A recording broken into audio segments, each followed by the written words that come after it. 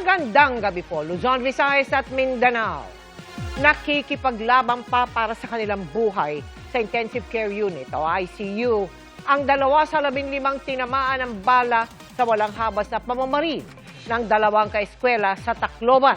Ang isa po sa mga biktima napuruhan sa ulo, habang ang isa tinamaan sa tiyan kaya nabutas ang bituka. Mga kapuso, nakausap ko po rito sa Tacloban City ang kanilang mga magulang at tulad po ng mga namatayan, umaapela sila ng hustisya. Yan ang aking tinutukan. Exclusive. Hindi raw maganda ang pakiramdam ng grade 10 student na si Joan Viñas noong Lunes. Pero pinilit niyang makapasok sa San Jose National High School sa Tacloban City. Desisyong pinagsisisihan daw ng kanyang ina. Si Joan kasi, isa sa mga napuruhan matapos ang pamamaril ng mga kaeskwela niyang 15 at 14 anyos sa loob ng kanilang paaralan. Sana di ko nalang pinayagan yung anak kong pumasok kasi sabi niya, parang maano yung katawan niya daw, mabigat. Sabi ko, ikaw lang kung papasok ka kasi may report daw sila. Nagpamilit siyang pumasok. So pinayagan ko. Nalaman ko na lang ng meron ko nagpuputukan doon sa school nila. Tapos pagpunta ko doon, nandun ako sa may entrance na. Nakita ko yung anak ko na nakasakay na ng yung pahiga. Pagkita ko si Joan, yun, nawalan ako ng malay. Sa ulo tinamaan ng bala si Joan, na patuloy na nakikipaglaban ngayon sa Intensive Care Unit ng Eastern Visayas Medical Center. Yung mata niya, kasi talagang maga. Siyempre sabi ko, bakit ganun? Bakit nakapasok yung mga bata na may baril? Ay, yung mga magulang nila, hindi ko alam kung anong ipinangarap sa kanilang mga anak. Ba't ganun? Abot-abot ang pagdarasal ng kanyang ina na malusutan ni Joan ang pagsubok na ito. Sabi ko, Lord, yung prioridad, Lord, bigyan mo pa ako ng isa pang pagkakataon na mabuhay ang anak ko. Napangarap niya talaga maging nurse na maihaon kami. Gusto kong makulong yung mga bata o kaya kung pati magulang, magsama-sama sila. Hustisya talaga. Nasa ICU rin ng ospital ang 15 anyos na grade 9 student na si Nathan Candelario na nabaril naman sa tiyan. Sa ilalim ng puso, tumagos sa tagiliran. Still recovery pa yun dahil natamaan yung intestine niya. Tatlong butas. Halos gumuho ang mundo ng amang si Erwin. Lalo't 3 anak niya ang nag-aaral sa eskwelahan nang mangyari ang walang habas na pamamaril. Kahit sino man po, talagang masakit sa ginawa nila. Hindi maganda. Kahit ako, talagang nakaiyak ako sa ginawa nila. Talagang hindi maganda. Kahit sinong tatay, kung anong ginawa nila, parang gusto kong gawin din. Hindi makatarungan yun. Ano nais nyo mangyari ngayon? Talagang hustisya po. Kailangan namin sa mga biktima. Ang markadong araw noong 22 ng Hunyo, hindi malilimutan sa kasaysayan ng eskwelahan. Ang panawagan ng mga biktima at ng kanilang pamilya naway hindi mauwi sa wala ang hinahanap nilang hustisya. Counts ng murder ang ilan lamang sa mga asuntong isasampa laban po sa 15 taong gulang na namaril sa kanilang paaralan. Pananagutin din ang 14 na taong gulang niyang kasama pero hindi po bilang kriminal kundi sa pamamagitan ng intervention na iniuutos ng batas. Mula rin dito sa Tacloban City, nakatutok live si Rafi Tima. Rafi. Emil, sa kabilangan ng pagiging minor de edad ay patong na kasong kriminal ang isinampa ng PNP laban sa 15 taong gulang na suspect sa pamamaril dito sa San Jose National High School noong Lunes. Pero dahil minor de edad nga ay mananatili sa DSWD ang kustodiya sa kanya matapos ma-inquest kagabi kasama ang 14 na taong gulang niyang kapwa akusado. 3 counts of murder, 3 counts of frustrated murder at multiple counts of serious physical injury ang mga kasong isinampa ng Tacloban PNP laban kay alias Rod, ang isa sa 2 shooter sa San Jose National High School. Siya ang 15 taong gulang na suspect na gumamit ng kalibre 38 na baril. Paliwanag ng PNP na satisfy ang pamantayan para sabihing may discernment o alam ng suspect ang kanyang ginagawa bagamat wala pa siya sa hustong gulang. The very reason why yung 15 years old is nakakasuhan because it was established that he acted with discernment at nagkaroon po ng certification yung CSWDO po natin. May tools sila in measuring the level of discernment ng mga involved po. Ang kasama niyang shooter na 14 na taong gulang pa lang, gustuhin man daw nilang kasuhan ng kaparehong asunto, hindi na pwede ayon sa batas. Pagtitiyak naman ni DSWD Secretary Rex Gatchalian na dumalaw dito sa Tacloban, mahigpit ang pagbabantay ng kanilang mga kawani sa 2 minor de edad na suspect na nasa kanilang kustodiya. We will stay in one of our shelters na facilities. Actually, it's not even a shelter. It's a facility na talagang nakatuon para sa mga children in conflict with the law. Baka isipin ng mga nanonood na halo-halo kasama ng mga nabiktima, yung mga naabuso na mga bata, iba yan. Ayon sa DSWD, bukod sa tulong pinansyal sa mga namatayan at nasugatan sa karumal-dumal na krimen, tututukan ng ahensya ang mental health ng lahat ng naapektuhan ng krimen mula sa mga estudyante, kawani ng eskwelahan at mga magulang. Matagal tong paghihilom na to, kaya nga kami kasama namin yung mga policy experts natin, yung mga eksperto sa larangan na to para hindi aalis ang mga social workers namin sa mga apektado hanggang sa maka-heal at maka-move on. Si Teacher Evita, aminadong matindi pa rin ang trauma, lalo pat estudyante niya ngayon ang 2 sa 3 namatay at maging ang 14 na taong gulang na suspect sa krimen. Dahil dito, hindi pa raw niya kayang pumasok sa kanilang silid-aralan kung saan nakunan sa video ang mga pangyayari. Papalapit na dun sa room, nakakaramdam ako ng parang nagnanamb yung buong katawan ko. Nung papalapit na ako, hindi ko na kinaya, nag-breakdown, tapos nag-faint na ako. Bukas, sasailalim siya sa psychological first aid kasama ang iba pang guro. Nagsalita na rin sa kamera ang principal ng San Jose National High School. Matatanda ang hinimatay siya nang dumalaw dito kahapon si Deputy Secretary Sani Angara dahil sa pagod at trauma bunsod ng pangyayari. Labis ang pagpuri niya sa mga guro ng eskwelahan dahil sa maagap nilang pag-aksyon para protektahan ang mga estudyante. Kung hindi sila nag-lock, talagang mas marami pa yun. Para po sa estudyante, kakayanin. Pinupuri rin ng mga guro at kapwa-estudyante ang kabayanihan ni RJ. 4 na beses siyang naglabas-pasok sa campus sa kasagsagan ng putukan para iligtas ang kanyang mga kaklase. May kinukuha ko ng may mga sugat sa dibdib, pinasakay namin sa motor. Pagka sakay sa motor, anong ginawa mo? Bumalik pa ulit. Tapos, sino Tas, ang pangalawa mo? Opo. Pangalawa, yung 3 babae na. Mga babae na kinuha ko dun, tapos pinunta ko sa labas. Tapos yung last, hindi siya na nakakapaglakad, binitbit ko na lang palabas.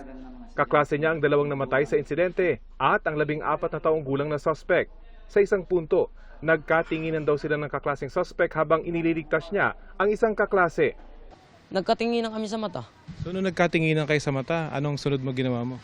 Wala, yun na yung kinuha ko yung lalaki na tamaan sa dibdib. Gusto pa raw sana niyang bumalik sa pang-5 pagkakataon pero pinasakay na siya sa ambulansya matapos makitang punong-puno ng dugo ang kanyang suot na t-shirt.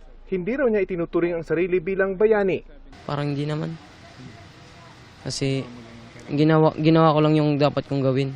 Isang makeshift memorial naman ang itinayo ng mga opisyal ng eskwelahan sa isang covered area ng campus kung saan pwedeng mag-alin ng bulaklak at panalangin para sa 3 nasawi sa insidente.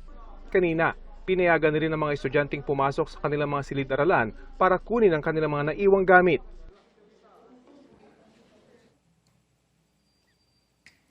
Kanina, Emil, narito din sa eskwelahan ng mga kawani ng City Prosecutor's Office para kausapin yung ilang nakasaksi sa pamamaril nitong Lunes bilang bahagi ng kanilang isinasagawang investigasyon. Ilang estudyante rin ang nagtungo rito at lumapit sa mga opisyal ng pamahalaan ng eskwelahan para iparating yung kanilang kagustuhang sumailalim sa mas malalim na psychosocial intervention dahil sa matinding trauma na kanilang naranasan. Ilan sa kanila, dito sa simpleng memorial setup nagtungo para mag-alay ng panalangin dun sa 3 estudyanteng nagbuwis ng buhay sa karahasang ito. Yan ang latest mula pa rin dito sa San Jose National High School. Emil? Maraming salamat, Rafi Tima. Natuntun ko rin ang bahay ng 2 menor de edad na namaril sa kanilang paaralan dito po sa Tacloban City. Hindi makapaniwala ang ilan nilang kapitbahay at kababata sa nangyaring krimen. Sa pagbalik naman namin dito po sa crime scene, nakilala ko ang bumberong rumesponde at nakahuli sa isa sa mga menor de edad. Narito po ang aking eksklusibong pagtutok. Sa komunidad na ito, di kalayuan sa eskwelahan kung saan naganap ang madugong pamamaril noong Lunes ng umaga. Naninirahan ang 14 anyos na estudyanteng isa sa mga namaril sa San Jose National High School dito sa Tacloban City. Wala raw ang ama't ina ng bata sa kanilang bahay. Tita niya ang nakausap namin na lumabas sa garahe. Hindi raw okay ang pamilya nila ngayon. Kamusta mamang family ngayon? Family side niyo, ma'am? Opo. Mailap siya sa kamera at hindi na muling sumagot. Ang kanilang mga kapitbahay gulat na gulat daw nang mapanood nila sa TV na sangkot ang bata sa shooting incident. Yung pa ba sila? Yung magulang mo. Steve. Ano ba? Andiyan po sila nakatapos. Nakikihalubilo ba? Paglaro yan. Paglaro yan dati dito. Kaibigan niya. Kaibigan niya. Basketball, yan. Mahilig sa basketball. Mahilig sa basketball si Steve. Pero na nagbibinata na siya, nandun na lang sa lagi sa loob. Nakikita lang namin lumalabas pag inuutusan. Hindi talaga namin akalain na magagawa niya yun. Wala kami nakikitang barkada na ano sa kanya. Wala naman dito problema. Oo. Wala, nagtaka na ako, nakita ko sa kagabi. Maging ang grade 10 student na ito, nakapitbahay din ng suspect. Hindi raw makapaniwala nang makita niya ng harapan na ang namamarilis sa kanilang eskwelahan ay ang kanyang kababata. Kung nagtuturo na sa amin yung second subject namin, doon na nagsimula. Tapos sunod-sunod na po yung putok, doon na po kami na meron na po sumabi na may baril. Kaya nagsitago na kami dun sa loob ng kasal namin. Pabasag yung sa amin, doon na natanto ni sir na baril pala. Ayon sa barangay, walang record ang bata at madalas nasa loob lang ng bahay. Pero kwento ng isa pa sa mga kababata niya, madaling mapikon ang suspect. Meron nga siyang kalaro, tapos kumuha siyang bato. Sinapon niya yung bato. Dumugo yung ulo. So dati may nakaaro na siya? Opo. Tapos, dati po din, binato niya yung kapatid ko dito ng bato. Tapos tumakbo siya, pumadali na siya. Nagulat po ako. Gulat ka? Nagulat po ako kasi nakilala ko po siya. Tapos nagadito lang po siya. Sa kabilang barangay, natagpuan naman namin ang bahay ng 15 anyos na pangalawang suspect sa pamamaril. Naroon ang kanyang ama't ina. Pero mailap din sila sa kamera at tikom ang mga bibig.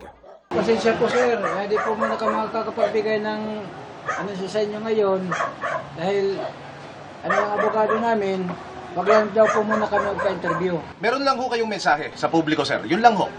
Wala pa muna sir. Pasensya muna sir. Ang isa sa mga guro ng mga batang sangkot sa pamamaril, nakilala ang mga bata na tahimik at hindi basag ulo. Boy Scout yun. Dati ko nung Boy Scout dati. Tapos lagi ko siya nakikita dito. Yung isa sir, ang tawag namin sa kanya, parang action star talaga yung kanyang build. Tapos yung the way na manamit siya. Physical, ganun ho. Pero yung kanyang asal dito po sa eskwela, kamusta po siya? Parang pahit lang naman siya. Alalang-alala ni teacher ang kanyang mga nakita noong umaga na yon ng Lunes. Kasi ang dinig ko talaga sir, dyan lang. Pero as it went on, parang nagta-travel na yung putok. Yung pala talaga. Palakad-lakad na siya? Oo. Nagpapasalamat sir na hindi umabot doon sa amin. Pero doon na-capture yung isa sa may malapit sa amin. Pagkatapos ng pamamaril, mga kapuso, yung isa sa mga suspect ay dito rin sa loob ng school premises nadakip. Dadalhin ko po kayo ha. Nasa likuran lamang ito ng faculty room ng senior high school. So dito ho, binabanggit sa atin ng ating mga informante. Dito ho, no? Dito ho natakip yung isa. At ang dumakip at sumakote sa kanya ay yung mga nagmalasakit ng sibilyan dito, bukod doon sa mga law enforcers, yung mga teacher at yung mga sibilyan, yung mga magulang na ho, ng mga estudyanteng takot na takot sa balanghabas na pamamaril. At ang isa sa mga unang rumesponde at nakadakip sa isa sa mga shooter, ang bomberong si Fire Officer 2, Ludwig Zosa, na nooy naparaan lang daw sa eskwelahan. Meron ako napansin ng mga bata umiiyak, tapos naglalabasan doon sa area na yon. Tapos nilapitan ko, tinanong ko, anong nangyari? Sabi ng isang babae, sir, may binaril. May sugatan doon sa loob. Lagpas na ko ng gate, may sumigaw. Merong isang bata, di ko na makakang kung sino yun, hinawakan yung kamay ko, tapos parang may tinuturo. Ang sabi sa akin, in waray na dialect is, sir, amo na iton siya, sir. Amo na ito niya, amo na iton. Sa Tagalog, Filipino? Ano po? Sa Filipino, sir, yan na yan, siya na yun. Doon niya nakita ang 15 anyos na suspect na humalo raw sa mga kapwa niya estudyante sa gitna ng kaguluhan. Meron siyang inakbayan na babae, medyo maliit sa kanya. Hindi na muna ako gumawa ng move kasi baka mabulabog, anong gawin? So hinintay ko muna siyang makatalikod. Nung makatalikod na, nagdahan-dahan akong... Pero nang makakuha ng tiempo, ginulat ko na siya. Hinawakan ko yung kamay niya, dumating yung isang pulis. Pagdating ng isang pulis, yun na nagtulungan na kami na makuan. Nung tinake down nyo na, nagsasalita pa ho ba siya? Ulitin Oo. ko lang. Ano po sabi niya? Makukulong ba ako? Makukulong ba ako? Mapipriso ba ako? Mapipriso ba ako? pagkatapos ng lahat, napaluha daw si FO2 Zosa, hindi lang sa kanyang nakita, kundi sa sinapit ng mga batang ito. Sa totoo lang, takot din ako doon. Parang tawag na rin ng tungkulin. Sa Biyernes na, inaasahang magsasampa ng reklamo ang pulisya kaugnay ng pagkamatay ng dalawang varsity player ng Ateneo de Manila University. Karamihan sa 10 hanggang 15 posibleng dawit sa reklamo ay staff ng basketball team ng Ateneo. Nakatutok si Joe Veneracion. Kabilang sa mga dumating ngayong araw sa Camp Crame, si Ateneo de Manila University President Father Roberto Yap at ilang professional basketball player na naglaro noon para sa Blue Eagles. Sir, baka meron lang kayong statement, Father? Maybe just a little more. Teka lang po, ma'am. Teka lang po, ma'am. Pero wag ka naman ganun, sir. Kung makatula ka naman, sir. Excuse me lang po, excuse me. Ang kanilang pagharap ay kaugnay pa rin sa isinasagawang investigasyon ng PNP-CIDG sa pagkalunod ng mga Ateneo student athletes na sina Rene Baterbonia at Divine Adili. Sabi ni DILG Secretary John Vic Rimulya, 2 araw na lang at matatapos na ang investigasyon. We've interviewed over almost 100 people. Siguro 1,200 na pahina ng testimonya galing sa mga nandoon at halos kompleto na kami. Conclusive na at very confident sa case build-up na ang CIDG. Sa Biyernes ay nakahanda na raw ang PNP-CIDG na magsampa ng reklamo sa Department of Justice, sabi ng DILG. Hindi pa masabi sa ngayon ng PNP kung ano ang reklamong isasampa. Pero nasa 10 hanggang 11 individual na kasama raw sa basketball team ng Ateneo ang maaaring sumabit dahil sa pagkamatay ni Rene Baterbonia at Divine Adili. Halos tapos na ang investigasyon namin. Medyo conclusive na. Sa Biyernes, isasabitan namin sa DOJ for filing ang kaso. Hintayin nyo na lang sa Biyernes ang aming huling pagsuri at makikita natin kung ipapaliwanag namin sa inyo kung anong nakita namin sa investigation na to. Well, kung titignan nyo, of course, there is debt. No? Pagka merong debt, is there criminal liability, whether negligence and or leading to violation of the anti-hazing law if kung magpupunta ron. Kabilang sa mga ipinatawag bukas ng PNP-CIDG, si Smart Chairman, President and CEO Manny Pangilinan.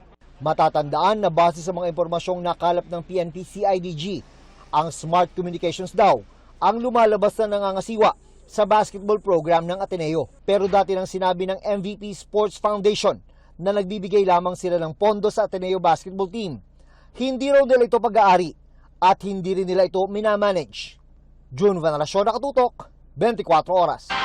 Unti-unti pong humihina at inaasang lalabas na ng Philippine Area of Responsibility bukas ang Bagyong Francisco.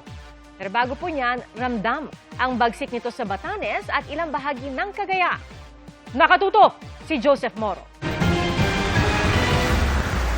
Maagang bumuhos ang napakalakas na ulan sa Batanes. Matindi ng bugso ng hangin kaya tila nagsayawan ang ilang puno.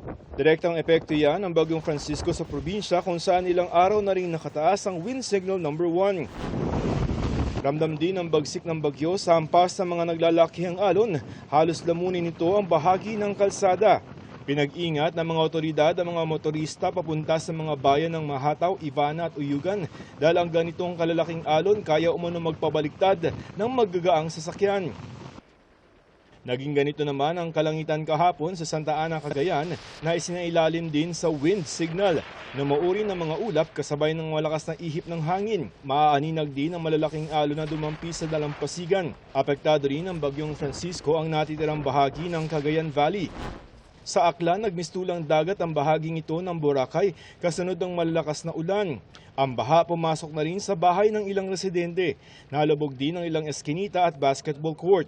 Ayon sa Pag-asa Habagat na pinalalakas ng bagyong Francisco ang nagpaulan sa ilang bahagi ng Visayas at Mindanao. Joseph Morong, Nakatutok 24 Oras.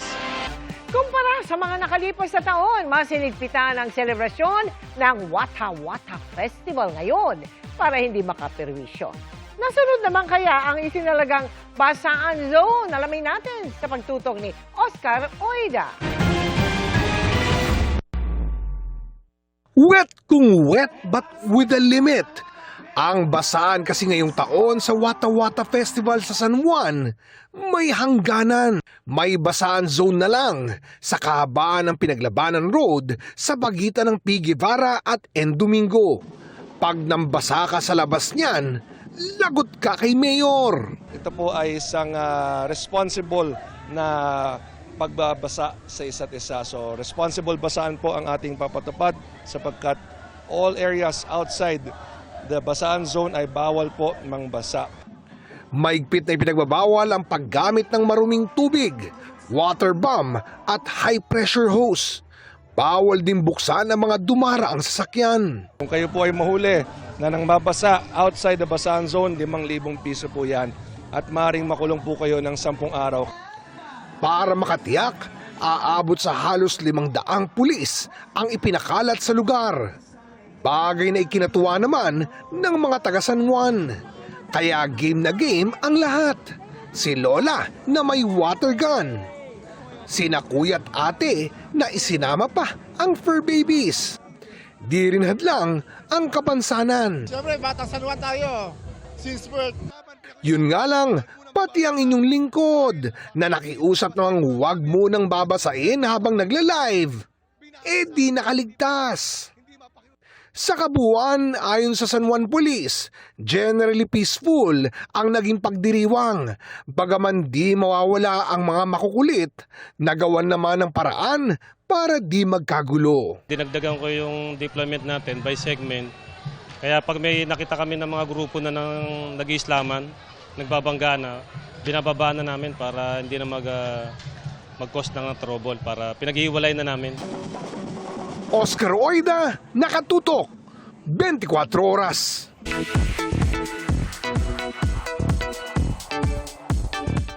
Happy midweek, chikahan mga kapuso! Sing-init ng bulalo ang hatid na saya sa araw ng Tagaytay ng ilang stars ng Task Force Firewall at The Master Cutter. Ichichika yan ni Diane Lociliano ng GMA Regional TV. Hindi lang malamig na panahon at masarap na bulalo ang dinayo sa Tagaytay City nitong weekend. Nilahukan din ang masayang pagdiriwang doon ng ika-88 araw ng Tagaytay. Mas pinaningning pa ang engrandeng selebrasyon sa pagdating ng mga bida ng Task Force Firewall na sina Miguel Tan Felix, Buboy Villar, Cheska Fausto, at Kailin Alcantara. Nakisaya rin si The Master Cutter star, Max Collins, na may baon pang song and dance number. Ano nga ba ang naiisip nila kapag sinabing Tagaytay? Bulalo at saka tawilis. Yan yung unang-una kong pinupuntahan talaga sa Tagaytay. The weather, how it feels here, so refreshing talaga. Isa naman ito sa go-to place ni na Kailin, Miguel at Max. Ever since bata pa lang ako, kapag may special na mangyayari sa ating, or sineselebrate sa aking buhay, or sa buhay ng aking pamilya, pupunta po talaga kami dito sa Tagaytay. Bulalo, road trip, saka family day ito eh. Tuwing maisipan ng family na, kunyari, pumunta sa Tagaytay, sobrang lapit lang sa amin. Napakaganda talaga ng view. So, I always go somewhere na maganda yung view. Tapos, ang sarap din ng kape. Bukod sa pagpapasaya ng Kapuso at Sparkle Stars sa pista, kinagiliwan din ang cultural, sports, at entertainment activities doon. Inabangan din ang Bulalo Festival Dance Contest kung saan itinanghal na Grand Champion ang Barangay Dapdap East. Mula sa GMA Regional TV at GMA News, Dayan Localiano, nakatutok 24 oras.